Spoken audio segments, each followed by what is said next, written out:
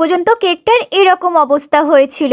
আর তারপরে রুহির মুখটা দেখো, একবারে লাল আর সাদা হয়ে গেছে, জানো সান্টা ক্লজ বসে আছে এখানে। রুহিকে তো আগে ভালো করে পরিষ্কার করালাম। অবস্থা তো হয়েছিল স্নান করানোর মতনই, কিন্তু রাতের বেলা প্রচন্ড ঠান্ডা ছিল। আর এত খুশি হয়ে গেছে এতগুলো গিফট দেখার পর। রুহির জন্য ছোট ছোট দরকারি অনেকগুলো গিফট এনেছিলাম, সেই জন্যই রুহি এত খুশি হয়ে গেছে। কিন্তু কোনটা ওপেন করবে সেটাই ভেবে পাচ্ছিল না। তারপরে নিয়ে আসলাম সব থেকে বড় গিফট। আশ্চর্যের ব্যাপার, এটা রুহি দেখেইনি, কিন্তু একবারটি দেখেই রুহি বলে দিল এটাতে আছে গাড়ি। গাড়িটা তো রুহির এতটাই পছন্দ হয়েছে আর কোনো গিফটের দিকেই সে তাকাচ্ছে না। এই গাড়িটা নিয়েছিলাম ফার্স্ট ক্রাই থেকে, তোমরা অনেকেই জিজ্ঞেস করেছিলে। গাড়িটা কিন্তু অনেক ভালো আর রুহিরও খুব পছন্দ হয়েছে। ছোটখাটোর মধ্যে রুহির জন্য একদম পারফেক্ট। এইটা পেয়ে রুহি এতটা খুশি হবে সত্যি ভাবতে পারিনি। রুহির গাড়িটা এতটাই পছন্দ হয়েছে, সারা রাত এই গাড়িটার সাথেই খেলে যাচ্ছিল।